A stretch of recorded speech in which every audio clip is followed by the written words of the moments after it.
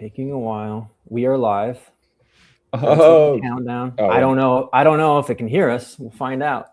No, God, it's amazing when you learn stuff, right? So if you hear us, awesome. If you don't, also awesome. Oh, 0 views. It's live at 18. Yeah, that's crazy. Yeah, we're figuring this out as we go. But now we are actually live on Instagram. All right, you're kicking it off. Yep. Someone joined. 3 people joined. Okay. All right. Oh, snap. Here we are. Again. All right. Welcome to Breakthroughs. This is stream number 2 of a live show that we call Breakthroughs, which is about getting the breakthrough before something breaks you. And, we're really figuring this out for the first time. I got to turn these screens away from me because there's so many things happening over there. But we say this line a lot, get the breakthrough before something breaks you, because Chad and I have gone to the edge of being completely broken. And we feel, after many years of experiencing that not everybody has to go through it. It's preventable.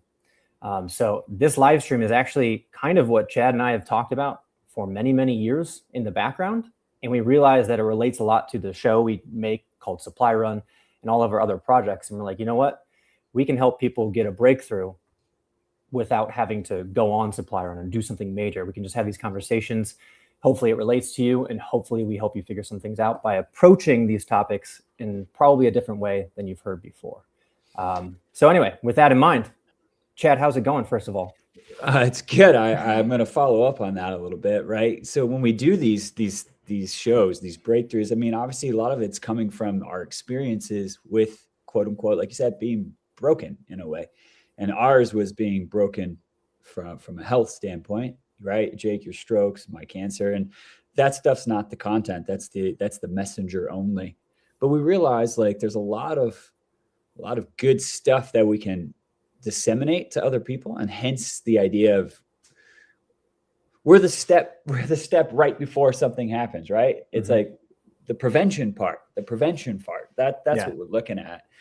And so when we do these things, like, a lot of it's coming not only from anecdotal stuff, but now it's coming from more evidence-based science, brain stuff, the way we think about things, the way we approach our problems, the way we approach how we feel about ourselves. Like, and this cascades, doesn't matter any race, class, socioeconomic status, anything. It doesn't matter any of that. What matters is just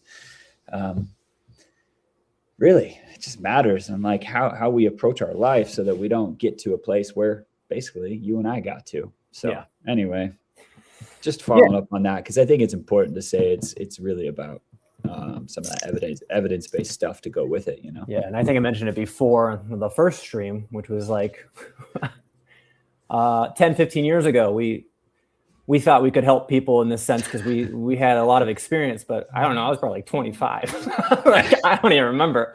And we were like, man, we have so much to share. And like, wow. And then you're not like, even close. Not even close. Not even close. And this felt like the right time. After we did the first live stream, I actually walked away. I said, oh, that's what it was. Yeah. That's right.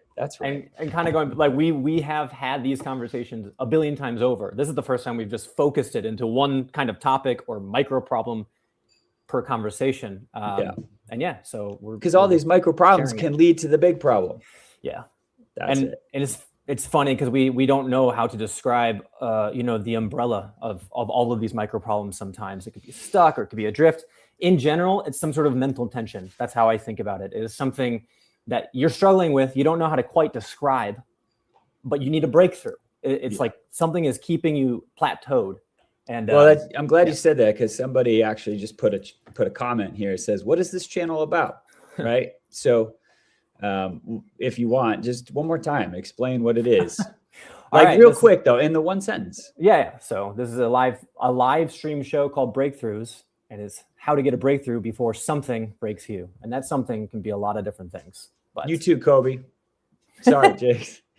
Kobe, wow. Talk about a blast from the past. That's going to happen a lot, buddy. Yeah. Anyway, it's just about 30 minutes. This is not some long 4-hour podcast.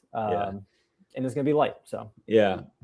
So yeah, I mean, why don't you, so let's quick follow up on the first live stream, because we want dialogue, and we got dialogue. In the first live stream, we kind of put a little headline out there. The marketers in us got the headline, which was simply why therapy doesn't work. ... for most people. mm-hmm. Yeah. But we got some dialogue on that. So why don't you kind of follow us up on that one real quick before we hop into today?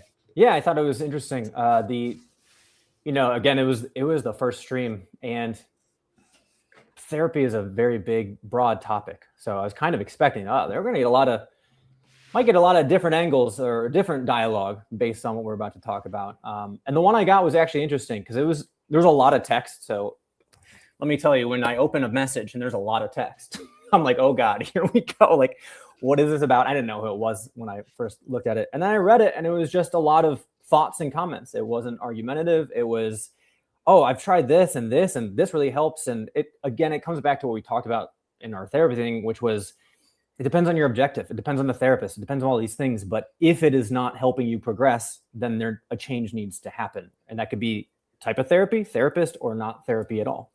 So, yeah. And I think that's going to be a common theme among a lot of stuff we talk about. And we talk about the neuroscience component where we loop thoughts, right? Well, not only can we loop thoughts, but we can loop routines that need to be broken, right?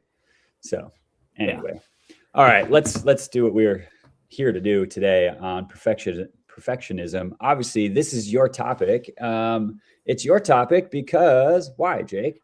Because I struggle mightily with what we would call perfectionism. So, and I have recognized over the years, I've become very aware of this perfectionism and how it keeps me stuck in place. So if I have an idea, I want to get to a different place, I get stuck because I need things to be perfect, because I want things to be right, because I think I can get them right before I ever produce anything or make a decision. So the way that shows up for me, there are many. For me, it's often a creative project. It could be, back in the day, I used to write music, and I wouldn't be able to finish a song until I had a show scheduled, because there's just a blank canvas, and I want it. Oh, I can choose this work. I can choose this chord. There's literally a blank canvas of options, and if it's not the best possible thing I can make, then it's hard for me to get it out there. And it can also be, I mean, tell me if, this might relate to other people. I am that guy, like, in my work life, we use Slack. It could be a text message, but I'm the one with like all of my messages that have edited next to it, because I type it and I send it and I immediately look back and I reread it and I like change it because it's not clear enough or it's not perfect enough. So anyway, like it shows up in a lot of different ways, but no matter the way, to me, it keeps me stuck in my head because I can't ever progress because I'm not getting it out there. So I am not a perfectionist. In fact, I used to, especially when I was younger, I used to be the opposite of perfectionist. Used to frustrate a lot of people. I'm more of a 70%-ish type of person. So what is going on in your mind when you're trying to be a perfectionist? Like why? Like what is it? Yeah, I would say, this comes down to asking why a billion times, as you just mentioned. So like, if I work backwards and let's say, for example, like I'm writing a song, and especially for like creative projects, the moment I put that thing out into public is the moment I have exposed myself to feedback that I cannot predict. And that is what I think is terrifying. And so for me, I have to go through all the boxes in my head to make sure I did the maximum amount of effort to get this thing right before I put it out live, because I struggle a lot with, if I put something live or create something and I know that it could be better, there's like this dissonance in my head that like, I should have just made it better before I went live. But that becomes a chicken and the egg scenario where like, you got to make it exist first to make it perfect, or you're going to make it perfect before it exists. And like, that is that loop that you get stuck on. So from a creative standpoint, that's what happens. We're doing this live, and I think it's kind of ironic that we're doing this because this is the least perfect thing you could possibly do, right? It's not a podcast setup. It's not We can't sit here and we're not editing formulate. it live. Yeah, we're not editing anything. Like, I'm worried about what I'm going to say in terms of something like dropping F-bombs, which I actually don't care. But if I drop too many, then it's just like whatever. But anyway, how does doing something like this change for you? Yeah, I mean, I think this was a conscious decision for us to make it a live, I guess it's a live podcast, it's a live stream, whatever. But live makes it the scariest for someone like me, because like I cannot go back and edit while people are watching live. Like if I screw up right now, whatever that means, I don't even, it's a live show. There's nothing to screw up. But like if I say something and then 40 seconds from now, I'm like, oh, I said it wrong, right? Or like I should have said that instead. I can't go back and fix it. Yeah. So quite literally, this live show is my own personal solution to being a perfectionist. I see. Because we're getting feedback right now and I'm reading it and I'm like, how do I answer some of these things, you know? Well, I see a couple, but is there anything that we need to address at this point? I mean, we don't need to address anything. But there's nothing here. Okay. But Tyler Robinson lookalike content. I don't even know who that is. I don't know who that is. So not worried about it, I guess. Yeah. I hope he's cool. I hope he does good stuff for people. Yeah. But I don't know. But then there's this flip side when I talk about, I always say this, like, details matter. Yeah. It's weird, right? Because details do matter. Okay. So it's like, how do you find that thread? And whether you, and I think about this one, whether you like Jeff Bezos or not, like, I don't care about anybody's opinion of him. What I care about is this rule that he had, which was, get to 70% of the information and then just, you got to get the feedback. He goes, get 70% of the information, then act. Yeah. Right. So regardless of your opinion of the person, like the rule is amazing. Right. And that's kind of how I always operated. Not always, but especially recently, I was more like get 10% of the information. Yeah. Now I'm like, I'll get to 70%. We used to say this actually when we Chad and I have worked on projects and ideas for a long time. And I used to call Chad the risk and I was the calculated risk. Like I would pull the reins in and he would go too far. So we would balance each other out. But it's interesting, the 70% rule, because I literally, like in a different project I was making, it's so much easier to give advice on stuff than to actually follow your own advice. Which basically tells me I'm consciously aware of what I actually should be doing myself, but it's harder to do it myself than to tell someone else, this is a good rule you should follow. Because I told someone who was struggling to just like, I need to book these plane tickets, a trip with his nephew. And I don't know, I can't remember this scenario, but he was struggling to like click the button because he was like, yeah, but I don't have this. I don't have this right. I don't know what this is going to be. I was like, you'll never know. And I said, my rule is 80% and then you got to go. Because it's the same thing as the 70%. You got to get it close enough that it's a calculated risk now, not just a wide open, I have no idea what's going to happen. Yeah, but then I got to follow that myself. I've also recognized in terms of this perfectionism, I'm very good at starting things because that doesn't require exposure to the world, right? Like supply runs example, tiny risk songs, all of that stuff. I can start anything because it's only in my head forever until you push publish, you send a message, you do whatever it is.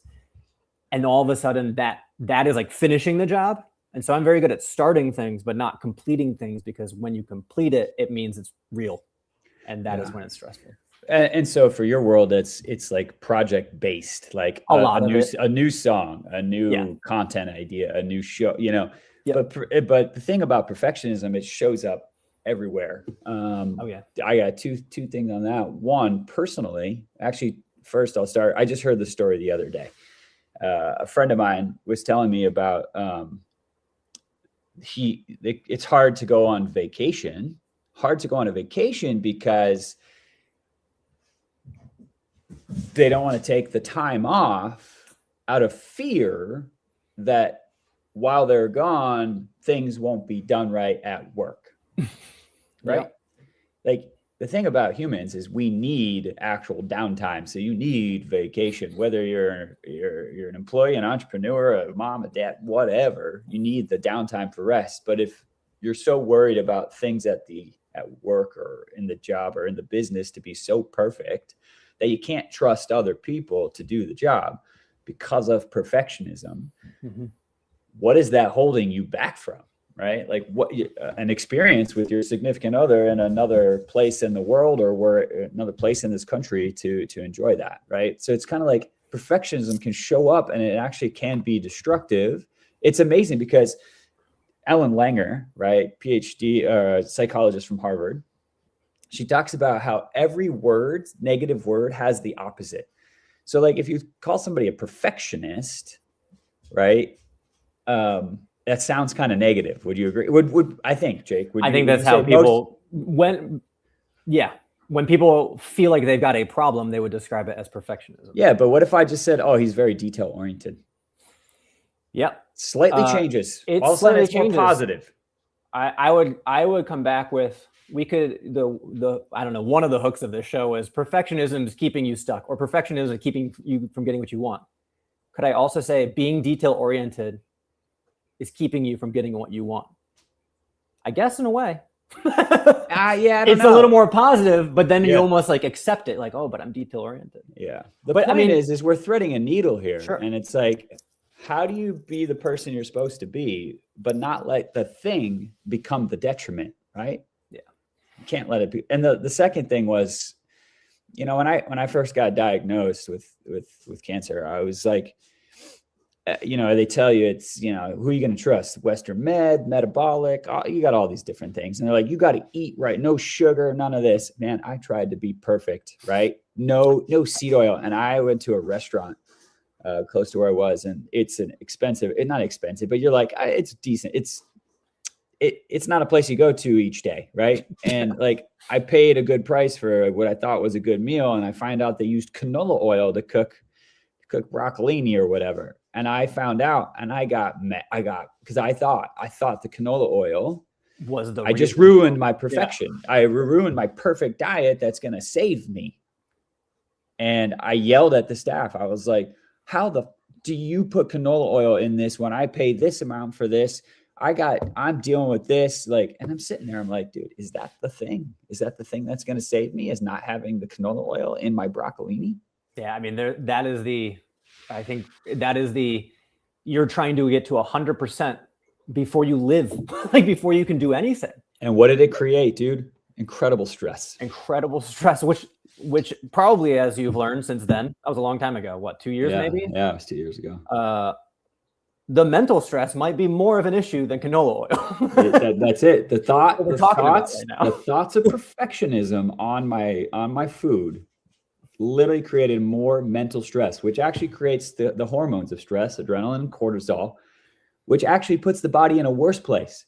Oh my God. It's funny we're talking about this now, because now it's the light bulbs. Yeah. I mean, I knew this, but now I'm saying it. Which FYI, the live stream is going to be a very meta live stream. We're going to learn shit about ourselves at the same time.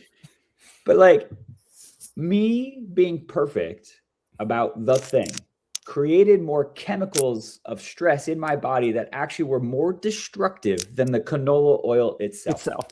Can I ask, how long after that canola oil experience were you still thinking about canola oil? Oh, dude, the rest of the night. Days? Oh, for sure. I don't know if it was days, but I remember just being pissed.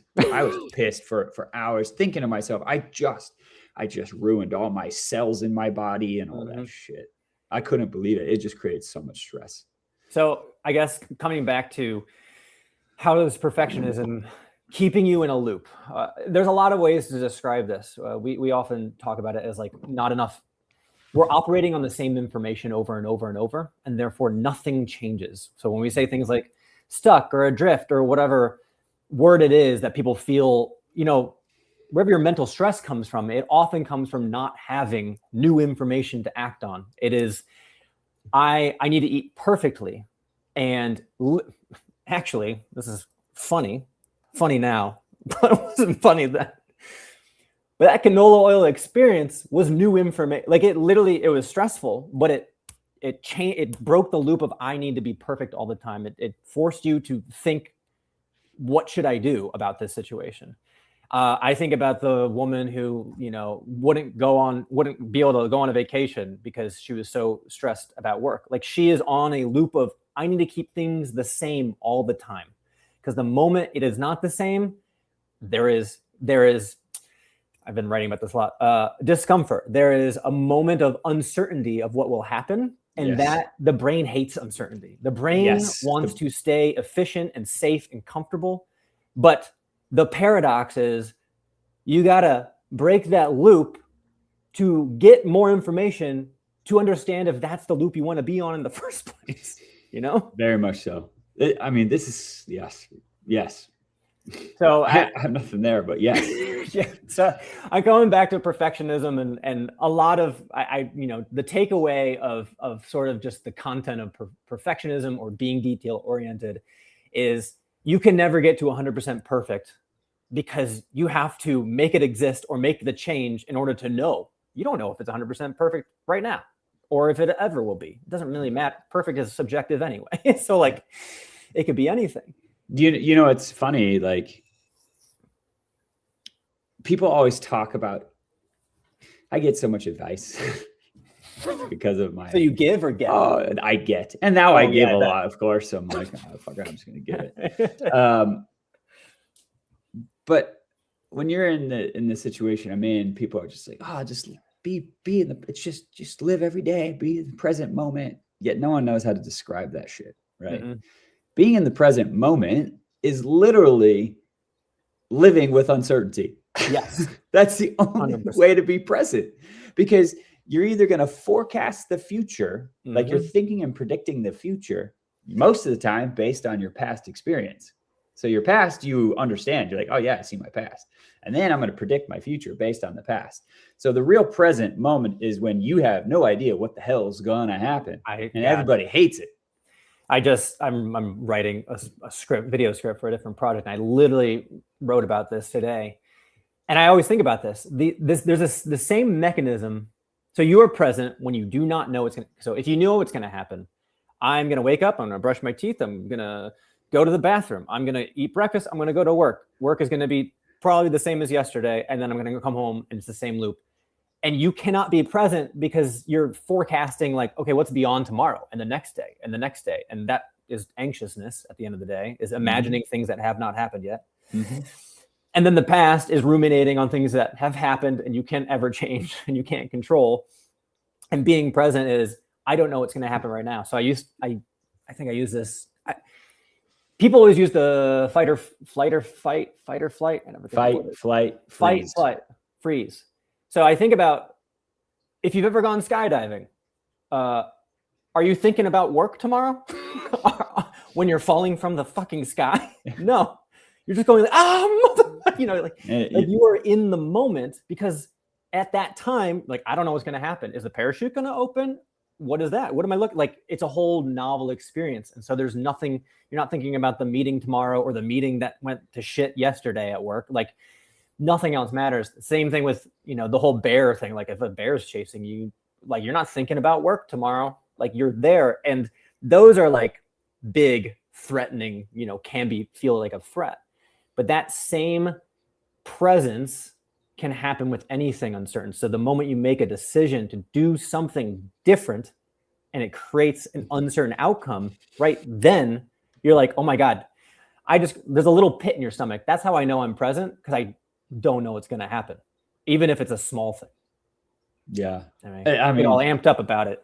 Yeah. Wow.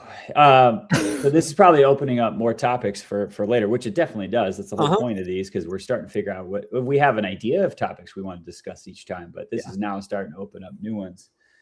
And it's like, so how do we close the loop here on this perfectionism? Because I feel like we just talked about it a lot, right? Yeah, and it's going to start opening doors to other things where it's like, where is perfectionism helping us? And more importantly, holding us back. So like, where do we go from here? I think, well, here is the summary of the takeaways that I've heard. And this will happen. We have to talk about it to break it down, to get to the source of the matter, which is the moment it's live, I'm uncertain of what's going to happen. I'm uncertain of the feedback I'll get. And that is what is keeping me in a perfectionism loop. Mm-hmm. And the things that we have talked about get you past that is basically saying it can never be perfect until you do something. That something is probably slightly uncomfortable, but you have to take an action to stop the loop, and it's going to be slightly uncomfortable. And that there can you can put a number on it, get me to 70% or 80% or whatever the number, it's heuristic. It's good enough. I don't know what else to do at this moment, so I need to do the thing. Then I'll get information to get, to the next 20%, 10%, whatever. And you iterate on that versus being stuck. Right. And again, it runs across the board, whether it's a project, whether it's the business you've built, like you got to walk away from work or you want to go on a vacation, but you need to trust other. I mean, dude, the perfectionism perfectionism is the negative sounding one.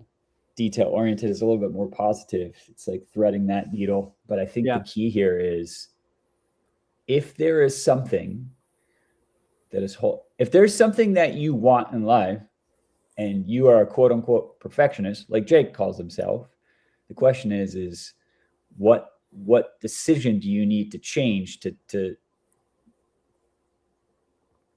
actually get the thing you want, so you break the pattern of perfectionism? Yeah. And this is where, or not break the pattern. Sorry, go ahead. Because you don't perfectionism. It's an asset until it's not. Until it's not. That's a good way to put it. Like, it's important to be detail oriented. I'm checking all these boxes, but then there's a limit. There is a line where checking more boxes isn't progressing you, isn't making anything happen. So I guess the question is, and it's like we're sitting here trying to get the breakthrough on this, and I'll be honest, I don't know where the line is. And how do we find the line? How does anybody thinking about this find the line? I think a lot of the breakthroughs that will happen here is an awareness breakthrough. You know what I mean? Like, there are a lot of mechanisms, and we don't have enough time to go through all these. But I know for myself personally, which might not be for everybody, when there is an external deadline, I'll make a breakthrough. Like, I'll get there because something else is relying on me to complete that thing. And so I will do it because I have to. And I don't want to let other people down, which is a whole nother topic. But like, or, I'm afraid of my ego. I'm protecting my ego because I'm afraid of bad, negative feedback that probably will help me. So there's a lot of avenues it goes, but the first thing you have to be aware is to stop just calling it perfectionism and making it an excuse, right? Like, I'm a perfectionist, so I can't do that, or I did it that way. That's good. Now it's like, really good. I'm a perfectionist. Why am I a perfectionist? Like, what is actually holding me back? And if you get to that, then you can make a plan.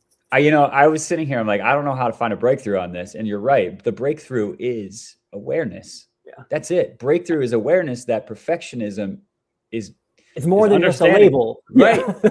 It's more than a label. Now you're like, okay, if I am a perfectionist like Jake, I'm now aware that this is a thing that could be a problem. And now it's time we're aware of it. Now we figure out what to do with it. And like you said, there's tons of modalities. Obviously, we do this because of Supply Run, right? Supply Run is our modality for a lot of things. And I don't know. I mean, Supply Run is the epitome of I watch Jake sweat on these things because he's like literally when he's on Supply Run. For those who don't know what Supply Run is, basically what we do is we in the description if you want to check out. Okay, I have no idea. I have no idea. It's in the description. Okay, so look at the description for what Supply Run is. But it is our modality to help us work with these frustrations or these micro problems that we deal with every day. And for Jake, when we're on Supply Run, there's zero perfection in Supply Run, and that's the point of Supply Run. But Jake, because of being a quote unquote perfectionist, I watch him sweat. I just I know it, but it takes like 3 or 4 days for him to finally be like, okay, all right. But it still creeps in. But he does all these uncomfortable things on Supply Run that helps him see the value in how detail oriented he is. But it also helps him live more in the present moment and not let that perfectionism overtake. And I'd say like the Supply Run is literally, I don't even know if we knew this when we did it.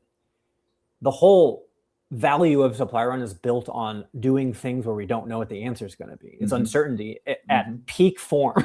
Like every day we make 17 decisions that we don't know how it's going to go. And we're like, that's like positive stress because we're working towards a goal, but we are like hey, we just got to get through it. And so a summary of what I just said, like for me, external deadlines and things like that help me just make a decision. When you're doing supply run, there literally is no opportunity to just hang out and do nothing, or like do productive procrastination by like making sure it's perfect. Like a lot of it involves delivering certain items. We didn't get all the items. Some of the items sucked. And like, we just had to keep moving. You can't stop and just give up. So like, it forced me through the wall, basically. Yeah. Oh man. Well, I don't know. How do you want to, we're going to wrap this up, but like, why don't you kind of wrap it up for us? I mean, the first thing is we always want to ask if any of this resonates with you. If you consider yourself a perfectionist or just detail oriented, however you describe it, like we want to know if any of this made sense. Like, are you aware of that perfectionism? Have you just called yourself a perfectionist, or how does it show up is the question. Like, I don't know, leave an example. How does perfectionism or being detail oriented kind of keep you in a loop? That would be hold you back. Yeah, hold you back. Right. And then beyond that, right now, Chad and I are just talking about things that we resonate with. But if you have something specific that you're like, I don't know how to describe this, I don't know how to get a breakthrough, I don't know how to break it down, we would love to hear about it. Send us a DM. We have no fancy way of doing this yet. Send us a DM on any account really that this is on. And yeah, maybe you can join us. Maybe we can just take it as a topic and break it down. We're not sure. Beyond that, check our YouTube out for trailers of Supply Run if that sounded interesting to you. And there's also a URL if you want to apply. If you're a perfectionist and you want to slam yourself into the wall of getting through perfectionism, that's one way to do it. Yeah. Well, big gulps, huh? See you later.